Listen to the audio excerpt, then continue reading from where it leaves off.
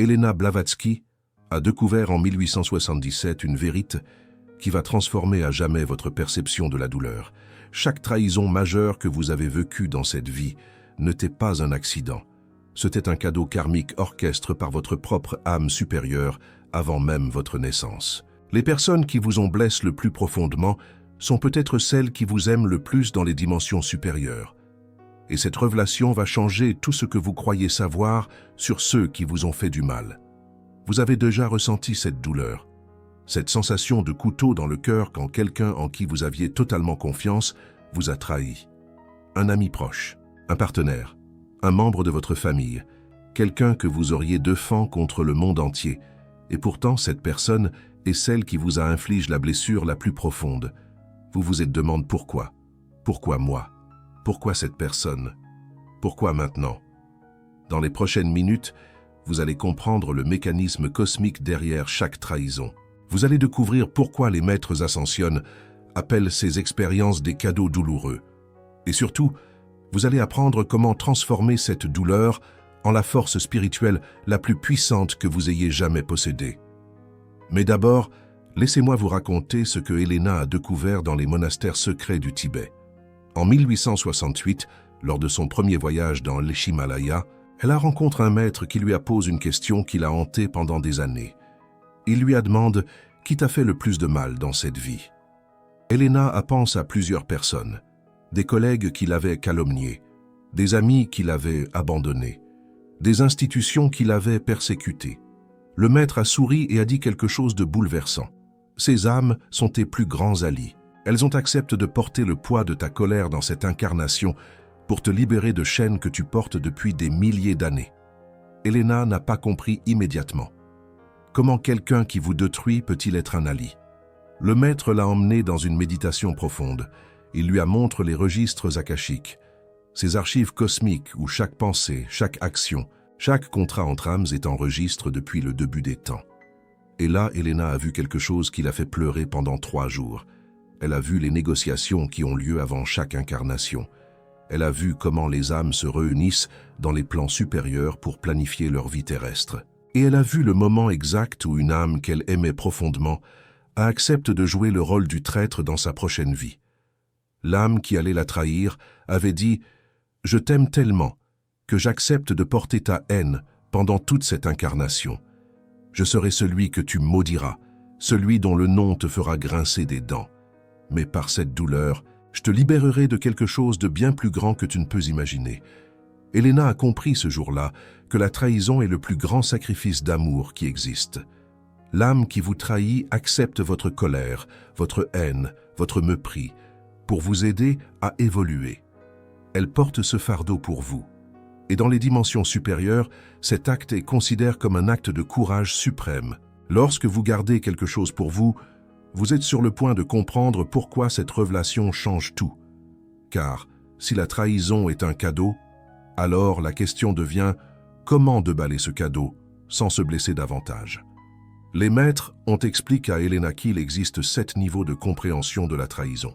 La plupart des gens restent bloqués au premier niveau, celui de la victime. Ils passent leur vie à rejouer le même scénario, à raconter la même histoire, à nourrir la même blessure. Mais les âmes rares, ces 3% de l'humanité qui sont prêtes à évoluer, peuvent traverser ces 7 niveaux et transformer complètement leur expérience. Le premier niveau est la douleur brute. C'est le moment où vous découvrez la trahison. Le choc, l'incrédulité, la sensation que le sol se dérobe sous vos pieds. Ce niveau est nécessaire. Il faut le traverser complètement, pas le contourner. Beaucoup de traditions spirituelles vous disent de pardonner immédiatement. C'est une erreur. Le pardon prématuré est un pansement sur une plaie infectée. Il faut d'abord nettoyer la blessure. Le deuxième niveau est la colère. Cette colère que la société vous dit de réprimer. Mais Elena a appris que la colère est une énergie sacrée quand elle est canalisée correctement. Les maîtres appelaient cette colère le feu de la transmutation. Elle brûle les illusions. Elle révèle ce qui était caché. Elle vous montre où vous aviez place votre pouvoir en dehors de vous-même. Le troisième niveau est le questionnement. Pourquoi? Comment? Qu'est-ce que j'avais raté? Ce niveau est dangereux car beaucoup s'y perdent. Ils passent des années à analyser, à chercher des explications, à essayer de comprendre logiquement quelque chose qui dépasse la logique. Elena a appris qu'il faut traverser ce niveau rapidement, sans s'y attarder. Le 4e niveau est la révélation karmique. C'est ici que vous commencez à voir la trahison d'un point de vue plus élève. Vous commencez à vous demander quel karma cela résout-il? Quel leçon mon âme cherche-t-elle? Qu'est-ce que cette expérience me pousse à devenir? Le 5e niveau est la reconnaissance du contrat.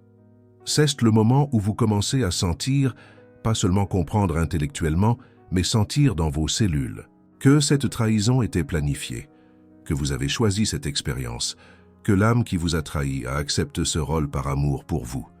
Le 6e niveau est la gratitude, pas la gratitude forcée, pas la gratitude spirituellement correcte, mais une gratitude profonde, authentique, qui émerge quand vous comprenez vraiment le cadeau que vous avez reçu. Cette gratitude est rare. Elle ne peut pas être fabriquée. Elle arrive quand vous êtes prête. Le 7e niveau est la libération. C'est le moment où la trahison n'a plus aucun pouvoir sur vous. Non pas parce que vous l'avez oubliée, mais parce que vous l'avez complètement intégrée. Elle fait partie de votre sagesse. Elle a forge qui vous êtes devenu. Et vous êtes reconnaissant pour chaque seconde de cette douleur parce que sans elle, vous ne seriez pas qui vous êtes. Elena a passé des décennies à enseigner ces 7 niveaux. Elle savait que la plupart des gens ne dépasseraient jamais le 3e niveau. Mais elle savait aussi que ceux qui le feraient, les âmes rares, transformeraient non seulement leur propre vie, mais aussi la conscience collective de l'humanité. Il y a une raison pour laquelle certaines âmes traversent ces niveaux plus facilement que d'autres. Elena expliquait que les âmes rares ont déjà vécu des centaines d'incarnations. Elles ont accumulé une sagesse profonde dans leur mémoire akashique. Quand elles rencontrent une trahison dans cette vie, quelque chose en elles reconnaît le schéma. Quelque chose en elles sait déjà que cette douleur a un but. Les âmes plus jeunes, celles qui ont moins d'incarnations, restent souvent bloquées dans la colère. Elles n'ont pas encore développé la perspective nécessaire pour voir au-delà de la blessure immédiate. Ce n'est pas leur faute. Elles apprendront. Mais cela prendra peut-être plusieurs incarnations supplémentaires. Si vous regardez cette vidéo et que quelque chose en vous résonne profondément, c'est un signe. Un signe que votre âme est assez mature pour comprendre, assez ancienne pour voir, assez sage pour transformer. Maintenant, laissez-moi vous parler de quelque chose que Elena a découvert et qui va peut-être vous choquer. Les contraintes de trahison ne sont pas unidirectionnelles. Vous aussi, vous avez accepté de trahir quelqu'un dans cette vie ou dans des vies passées. Vous aussi, vous avez porté ce fardeau pour quelqu'un d'autre. Vous aussi, vous avez été le traître. Cette révélation est difficile à accepter.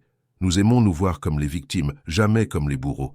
Mais dans l'économie cosmique du karma, il n'y a pas de victimes ni de bourreaux. Il n'y a que des âmes qui s'accordent des expériences pour évoluer ensemble. Elena racontait l'histoire d'une de ses vies passées qu'elle avait vues dans les registres akashiques. Elle était une prêtresse égyptienne, très respectée, très puissante, et elle avait trahi son propre frère spirituel pour protéger un secret du temple. Cette trahison avait causé la mort de cet homme, et le karma de cette action l'avait suivi pendant plusieurs incarnations. Dans cette vie-ci, comme Elena Blavatsky, elle a été trahie de nombreuses fois, par des collègues de la société théosophique, par des élèves qu'elle avait formés, par des amis proches. Et chaque trahison était une opportunité de comprendre la douleur qu'elle avait elle-même causée dans des vies antérieures. Ce n'est pas une punition. Les maîtres ont été très clairs sur ce point. Le karma n'est pas une punition. C'est un mécanisme d'équilibrage. C'est une opportunité de comprendre les deux côtés de l'expérience. Comment pouvez-vous vraiment comprendre la douleur de la trahison si vous n'avez jamais trahi? Comment pouvez-vous vraiment pardonner si vous ne savez pas ce que c'est d'avoir besoin d'être pardonné? Cette compréhension change tout. Quand vous regardez la personne qui vous a trahi, vous ne voyez plus un ennemi. Vous voyez une âme courageuse qui accepte de porter votre colère pour vous aider à équilibrer un karma ancien. Vous voyez un miroir qui vous montre quelque chose que vous avez vous-même fait, peut-être dans cette vie, peut-être dans une autre. Si ce message résonne profondément en vous, prenez un moment pour reconnaître cette résonance. Le YouTube a cette fonctionnalité du cœur d'or, le Super Thanks. Quand une âme rare reconnaît une autre âme rare à travers ce geste, cela crée ce que Elena appelait la chaîne d'Ori, une connexion de lumière entre âmes anciennes. Ce n'est pas une question de montant, C'est un acte de reconnaissance. C'est une âme qui dit à une autre « je vois qui tu es vraiment ». Chaque Super Thanks renforce cette chaîne de veille collectif. Maintenant, laissez-moi vous partager une technique que Elena a reçue directement des maîtres du Tibet. Cette technique s'appelle le rituel de la transmutation karmique. Elle est conçue pour transformer la douleur de la trahison en pouvoir spirituel. La première étape est l'isolement sacre. Trouvez un moment où vous pouvez être complètement seul. Pas de téléphone. Pas de distraction. Cet espace doit être traité comme un temple temporaire. Si possible, allumez une bougie blanche. Elena croyait que la flamme de la bougie représente la lumière de l'âme supérieure qui observe sans jugement. La deuxième étape est l'invocation de la mémoire. Fermez les yeux et rappelez-vous le moment exact de la trahison. Ne fuyez pas cette douleur. Plongez dedans. Sentez-la dans votre corps. Où se manifeste-t-elle? Dans la poitrine, dans le ventre, dans la gorge. Localisez cette douleur et donnez-lui une couleur, une forme, une texture. La troisième étape est le dialogue avec l'âme. Maintenant, imaginez que vous êtes dans un espace neutre, un lieu entre les mondes. Devant vous apparaît l'âme supérieure de la personne qui vous a trahi, pas la personnalité terrestre, l'âme véritable. Cette âme qui vous a émassé pour accepter ce rôle difficile. Regardez cette âme dans les yeux et demandez pourquoi. La quatrième étape est l'écoute. C'est l'étape la plus difficile. Vous devez écouter sans juger. L'âme peut vous montrer des images de vie passée. Elle peut vous révéler le contrat que vous aviez signé ensemble. Elle peut vous montrer le karma qui nécessitait cette expérience. Restez ouvert. Recevez. La cinquième étape est la reconnaissance. Quand vous avez reçu tout ce que l'âme avait à vous montrer, dites ces mots à haute voix ou dans votre cœur. Je reconnais le cadeau caché dans cette douleur. Je reconnais ton sacrifice. Je libère la colère que je portais. Je te libère de ton rôle de traître. Et je me libère de mon rôle de victime. La sixième étape est la transmutation. Visualisez maintenant la douleur que vous avez localisée dans votre corps. Voyez-la se transformer. La couleur sombre devient lumineuse. La forme dense devient légère. La texture lourde devient fluide. Cette douleur devient pure énergie. Et cette énergie remonte le long de votre colonne vertébrale, illuminant chaque centre énergétique, jusqu'à sortir par le sommet de votre tête comme une fontaine de lumière. La septième étape est l'intégration. Ouvrez les yeux lentement. Buvez un verre d'eau. Posez vos pieds fermement sur le sol. Vous venez de transformer une blessure en bénédiction. Ce processus peut être répété autant de fois que nécessaire. Chaque fois, vous pénétrez plus profondément dans la compréhension. Chaque fois, vous libérez davantage de ce qui vous retenait. Elena pratiquait ce rituel régulièrement. Elle disait que chaque trahison qu'elle avait transmutée lui avait donné accès à des niveaux de conscience plus élevés. La douleur était le prix d'entrée. La sagesse était la récompense. Les maîtres lui avaient révélé que ce rituel active ce qu'il appelle le corps de lumière. Chaque fois que vous transmutez une blessure émotionnelle, vous renforcez votre corps éthéréal. Vous devenez plus lumineux sur les plans subtils. Les entités de basse vibration ont plus de difficultés à vous atteindre. Votre protection naturelle augmente. C'est pourquoi les âmes qui ont beaucoup souffert et qui ont fait le travail de transmutation brillent d'une lumière particulière. Elles ont forgé leur armure spirituelle dans le feu de la douleur. Elles sont devenues incassables, pas parce qu'elles ne sentent plus la douleur, mais parce qu'elles savent maintenant quoi faire avec elle. Mais il y a quelque chose d'autre que vous devez comprendre. La trahison ne vous pousse pas seulement à guérir, elle vous pousse vers votre vérité. Chaque fois que quelqu'un vous trahit, il vous montre où vous n'aviez pas été authentique avec vous-même. Réfléchissez à cela. La personne qui vous a trahi, où l'aviez-vous rencontré? Peut-être dans une situation où vous n'aviez pas écouté votre intuition. Peut-être dans une relation où vous aviez ignoré les signes d'alerte. Peut-être dans un contexte où vous aviez trahi votre propre vérité pour obtenir quelque chose. Les maîtres disaient à Elena que la trahison extérieure est toujours le miroir d'une trahison intérieure. Quelqu'un ne peut vous trahir que là où vous vous êtes déjà trahi vous-même. C'est pourquoi la trahison est un cadeau. Elle vous montre exactement où vous avez abandonné votre propre vérité. L'avez-vous déjà fait? Avez-vous dit oui quand tout votre être hurlait non? Avez-vous resté dans une situation qui vous détruisait parce que vous aviez peur de la vérité? Avez-vous joué un rôle qui n'était pas le vôtre pour plaire à quelqu'un d'autre? Chaque fois que vous avez fait cela, vous avez créé un espace où la trahison pouvait entrer. Pas parce que vous la méritiez, mais parce que l'univers utilise tous les moyens pour vous ramener à votre vérité. Et parfois, le moyen le plus efficace est la douleur. Elena racontait souvent l'histoire d'une femme qu'elle avait rencontrée à Londres en 1884. Cette femme avait été trahie par son mari de façon dévastatrice. Il l'avait abandonnée pour une autre femme après 20 ans de mariage, la laissant sans ressources et humiliée devant toute la société victorienne. Cette femme était venue voir Elena dans un état de désespoir total. Elle voulait mourir. Elle ne voyait aucune raison de continuer à vivre. Tout ce en quoi elle avait cru s'était effondré. Elena lui a dit quelque chose de surprenant. Cette trahison est la meilleure chose qui vous soit arrivée. La femme a été choquée. Comment pouvez-vous dire cela? Elena a expliqué: votre mari ne vous a pas trahi.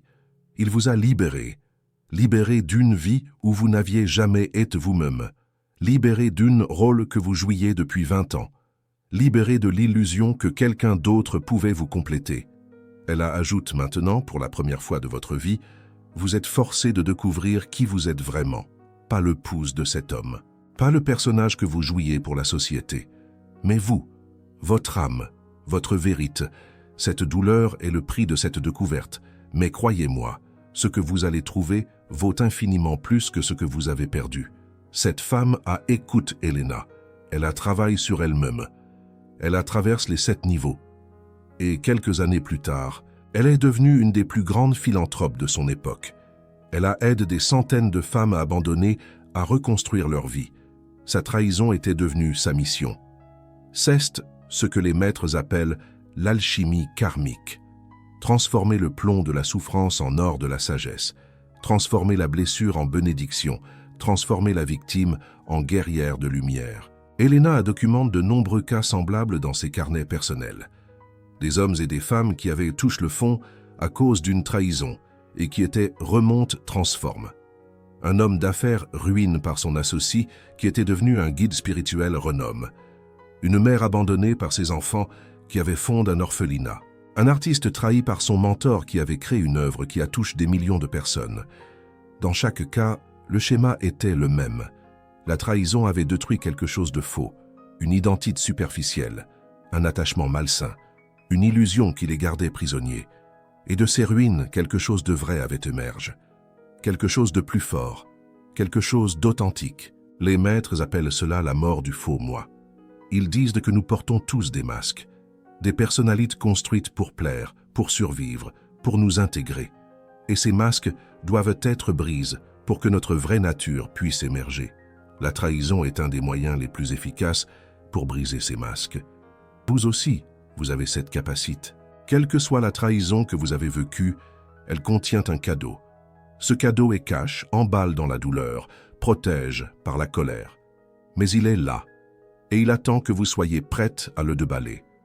Les âmes rares reconnaissent ce mécanisme. Elles ne fuient pas la douleur. Elles ne prétendent pas que tout va bien. Elles plongent dans l'expérience complètement. Elles extraient la sagesse, et elles ressortent transformées. Elena disait que la différence entre une âme ordinaire et une âme rare n'est pas la quantité de souffrance vécue. Tout le monde souffre. La différence est ce que vous faites avec cette souffrance. L'âme ordinaire reste dans la plainte. L'âme rare utilise chaque blessure comme carburant pour son évolution. Alors regardez maintenant votre propre vie. Qui vous a trahi? Quelle douleur portez-vous encore? Quel cadeau n'avez-vous pas encore de balle? Peut-être est-ce un parent qui vous a abandonné, un ami qui vous a poignardé dans le dos, un partenaire qui a brisé sa promesse, un employeur qui vous a utilisé puis jette, un maître spirituel qui a abusé de votre confiance. Quelle que soit cette trahison, elle a un sens, elle a une raison d'être. Elle vous pousse vers quelque chose de plus grand que vous ne pouvez imaginer maintenant. Mais vous ne pourrez jamais voir ce quelque chose tant que vous resterez dans la colère et le ressentiment. Elena a écrit dans la doctrine secrète que le ressentiment est une chaîne qui nous attache à celui que nous haïssons. Tant que vous gardez de la rancœur envers quelqu'un, vous lui donnez pouvoir sur votre énergie vitale. Vous restez lié à cette personne de façon bien plus intime que si vous l'aviez aimé. Le pardon n'est pas un cadeau que vous faites à l'autre. C'est une libération que vous vous accordez à vous-même. Mais attention, le pardon véritable ne peut pas être force. Il ne peut pas être simule. Il doit venir naturellement. Quand vous avez traversé tous les niveaux de la compréhension, ceux qui pardonnent trop vite n'ont pas vraiment pardonné. Ils ont juste enterré la douleur plus profondément. Et cette douleur enterrée reviendra d'une façon ou d'une autre. Les maîtres ont enseigné à Elena qu'il existe un moment précis où le pardon devient possible. Ce moment arrive quand vous pouvez regarder la personne qui vous a trahi et sincèrement lui souhaiter du bien. Pas du bout des lèvres. Pas parce que c'est spirituellement correct, mais parce que vous comprenez vraiment qu'elle a fait ce qu'elle pouvait avec le niveau de conscience qu'elle avait. Parce que vous voyez l'âme derrière le masque humain. Parce que vous reconnaissez le sacrifice qu'elle a fait pour vous aider à évoluer. Ce moment peut prendre des mois, des années, des décennies parfois, et c'est parfaitement acceptable. Il n'y a pas de calendrier pour la guérison de l'âme. Chacun avance à son propre rythme, mais ce qui est certain, c'est que ce moment arrivera si vous faites le travail, si vous traversez les 7 niveaux, si vous pratiquez le rituel de transmutation, si vous regardez honnêtement où vous aviez trahi votre propre vérité. Et quand ce moment arrivera, vous sentirez quelque chose de magique, un poids qui se soulève, une chaîne qui se brise, une libération profonde que rien d'autre ne peut offrir. C'est le cadeau véritable de la trahison, non pas la douleur, mais la liberté qui vient après. Elena a vécu cela de nombreuses fois dans sa vie. Chaque trahison l'a rendue plus forte. Chaque blessure a ouvert une porte vers une sagesse plus profonde. Et à la fin de sa vie, elle pouvait regarder en arrière et remercier sincèrement chaque personne qui lui avait fait du mal. Car sans eux, elle ne serait jamais devenue qui elle était. Vous aussi, un jour, vous regarderez en arrière. Vous verrez la personne qui vous a trahi, et au lieu de la colère, vous sentirez de la gratitude. Vous comprendrez que cette personne était un ange déguisé en démon, un maître déguisé en ennemi, un allié déguisé en traître. Ce jour viendra, peut-être plus tôt que vous ne le pensez. Peut-être que ce jour est aujourd'hui. Peut-être que cette vidéo est le catalyseur qui vous fera basculer d'un niveau à l'autre. Elena laisse un dernier enseignement sur la trahison. Elle disait que dans les derniers moments de sa vie, quand elle a revu toutes ses expériences dans les registres akashiques, elle a compris que chaque personne qui l'avait trahi avait été un enseignant parfait. Chaque trahison l'avait préparée pour la suivante.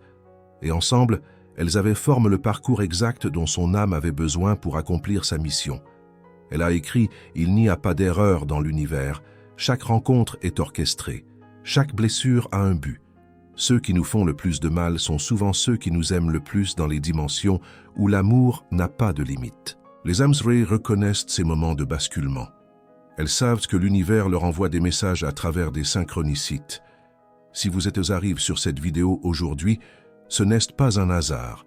Quelque chose en vous était prête à entendre ce message. Quelque chose en vous savait que vous aviez besoin de cette perspective. Écoutez cette partie de vous. Elle sait des choses que votre mental ne comprend pas. Elle voit des connexions que vos yeux ne peuvent pas voir. Elle sent des vérités que votre logique ne peut pas prouver. Cette partie de vous sait que la trahison que vous avez vécue était un cadeau. Elle le sait depuis le début. Elle attendait juste que vous soyez prête à entendre. Et maintenant, vous êtes prête. Elena disait souvent que les âmes rares se reconnaissent entre elles, pas par des signes extérieurs, pas par des mots, mais par une résonance profonde. Quand deux âmes rares se rencontrent, même à travers une vidéo sur Internet, quelque chose vibre entre elles. Une reconnaissance silencieuse, un souvenir ancien. Si vous avez ressenti cette vibration en regardant cette vidéo, vous savez maintenant que vous n'êtes pas seul, que d'autres âmes comme vous traversent les mêmes épreuves, que la douleur que vous portez a un sens cosmique, que chaque trahison vous rapproche de qui vous êtes vraiment. Les maîtres ont dit à Elena que, à la fin de cette ère, les âmes rares commenceraient à se reconnaître et à se rassembler, pas physiquement nécessairement, mais énergétiquement, à travers des ressauts invisibles de lumière, à travers des synchronicités qui les amènent les unes vers les autres. Cette vidéo est peut-être une de ces synchronicités pour vous, un fil de la tapisserie cosmique qui vous connecte à d'autres âmes en chemin de veille. Quel signe de cadeau karmique avez-vous le plus ressenti dans votre vie? Écrivez dans les commentaires. D'autres âmes rares comme vous ont besoin de savoir qu'elles ne sont pas seules, que la douleur qu'elles portent a un sens, que la trahison qu'elles ont vécue les pousse vers leur vérité la plus profonde.